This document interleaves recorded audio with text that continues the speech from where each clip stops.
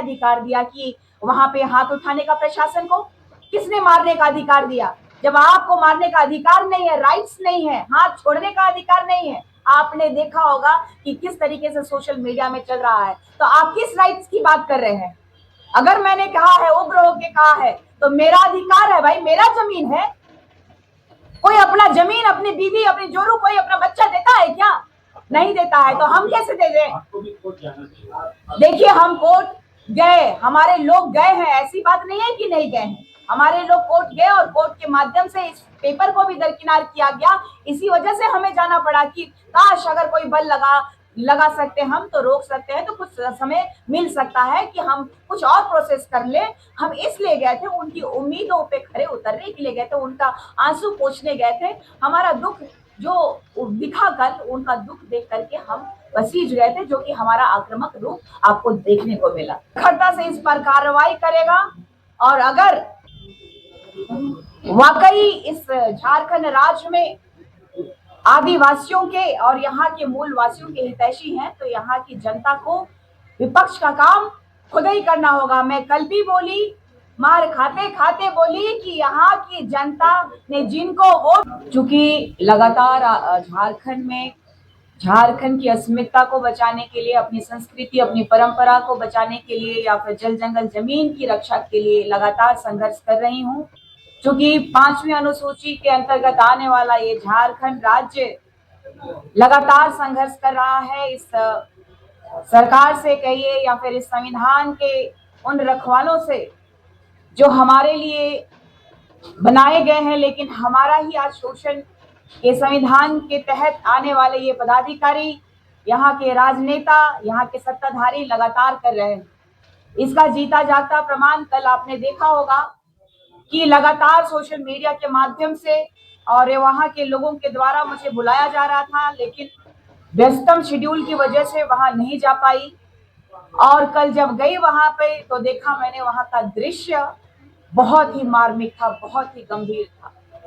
वहां के बच्चे रो रहे थे, वहां के जो बुजुर्ग हैं जिन्होंने अपनी एक एक कमाई का जोड़ा हुआ पैसे का उन्होंने मकान बनाया था। मकान बनाना सपना होता है, जीवन का सबसे बड़ा सपना। और हम जैसे जो यहाँ के बसिंदे हैं, आदिवासी चाहे मूलवासी बोलिए, सब एक एक रुपया जोड़ करके घर बनाया था उन लोगों ने।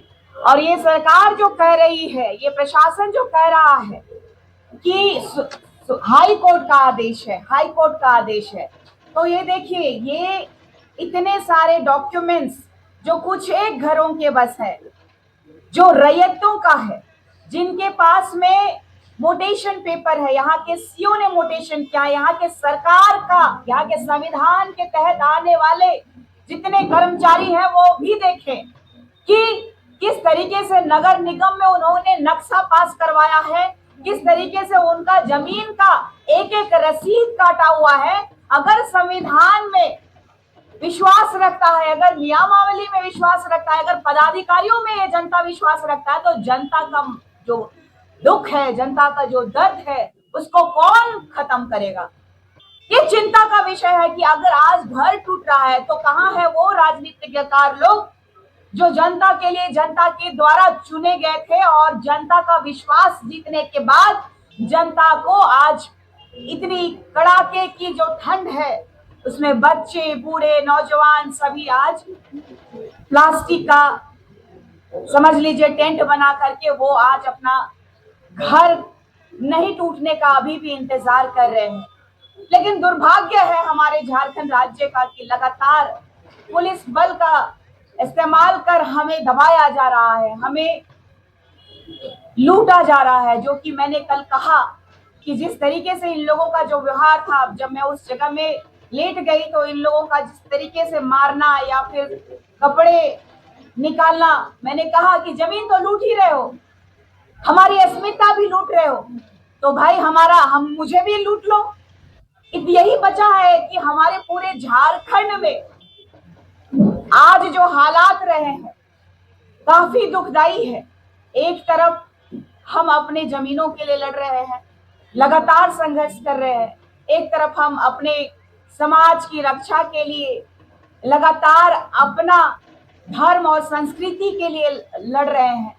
और साथ ही साथ देख लीजिए कि क्यों हम आदिवासियों के साथ ही इतना ज्यादा दुर्व्यवहार किया जा रहा है। आप देखिए कि जो चतरा गई थी, इससे पहले भी चतरा गई, एक दिन पहले चतरा गई थी, वहां पे माइनिंग जो है, पत्थर माइनिंग को बंद नहीं कराया गया। कितना इस सरकार का प्रेशर है, दबाव है कि किस तरीके से माफियाज जो है, चाहे बालू माफिया हो, चाहे जमीन माफिया हो, चाहे कोयला माफिया हो, चाहे पत्थर माफिया हो, लगातार हमें शोषित कर रहे हैं। वहां महज 20 मीटर में स्कूल है, बच्चों का स्कूल, वहां घर है, उसको भी उन लोगों ने पुनः चालू कर दिया। जिस दिन मैं गई उस दिन डर से प्रशासन बंद करवाया, लेकिन उस मेरे वहां से जाने के बाद तुरंत वहां चालू करा दिया गया।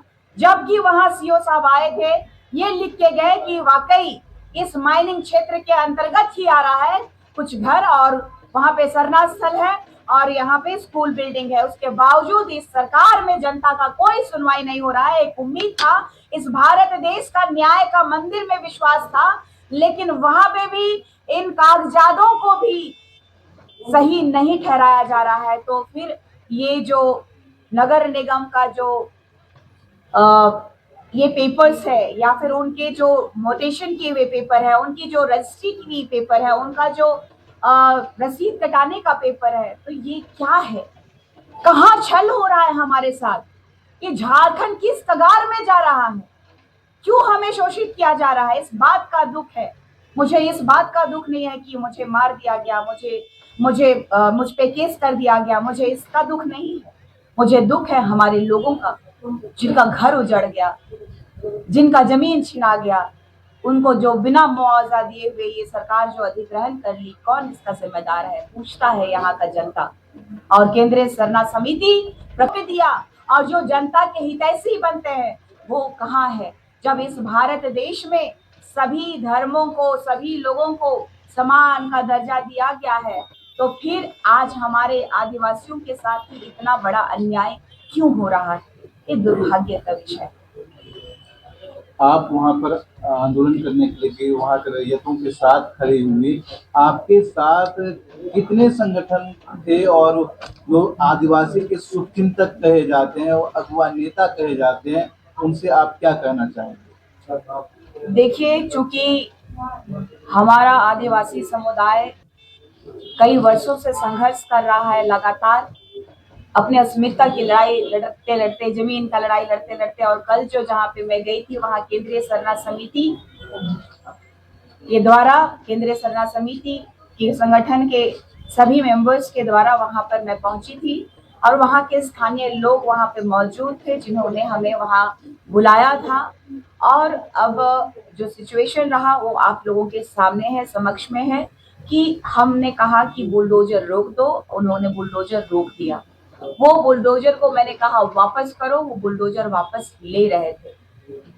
लेकिन उसके बाद जो हुआ वहां पे प्रशासन के द्वारा, वो आप लोगों के समक्ष में और पूरे झारखंड वासियों के समक्ष में, भारतवासियों के समक्ष में ये पूरा परिदृश्य जो है, जो बर्बरता है, वो दिखाई दिया है। ये मैं नहीं, ये यहाँ झारखंड की जनता, जो कि मुझसे प्यार करते हैं और यहाँ रहते हैं, जिनके लिए मैं संघर्ष कर रही हूँ, जिनके लिए मैं लड़ रही हूँ, वो निर्णय करेंगे कि इसका क्या करना चाहिए।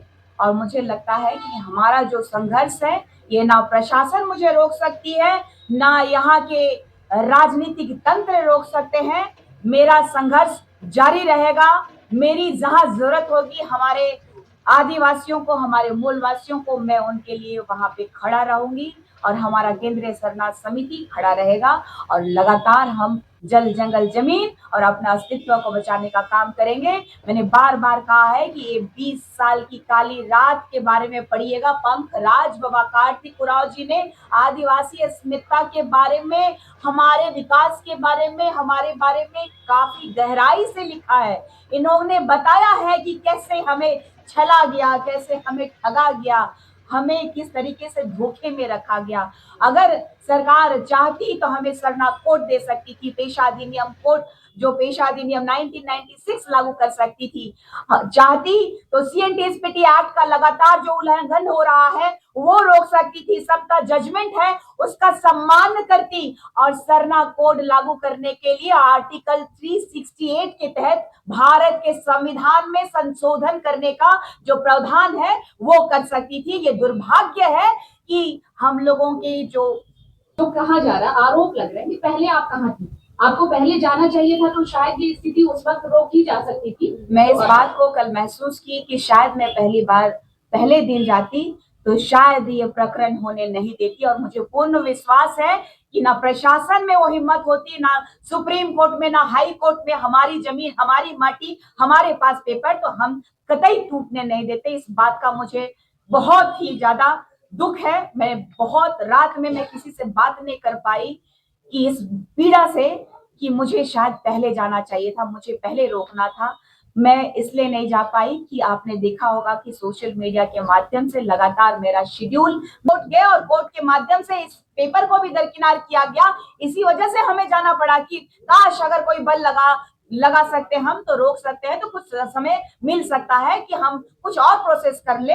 हम इसलिए गए थे, उनकी उम्मीदों पे खरे उतरने के लिए गए थे, उनका आंसू पोंछने गए थे। हमारा दुख जो दिखा कल, उनका दुख देख करके हम पसीज गए थे, जो कि हमारा आक्रामक रूप आपको देखने को मिला।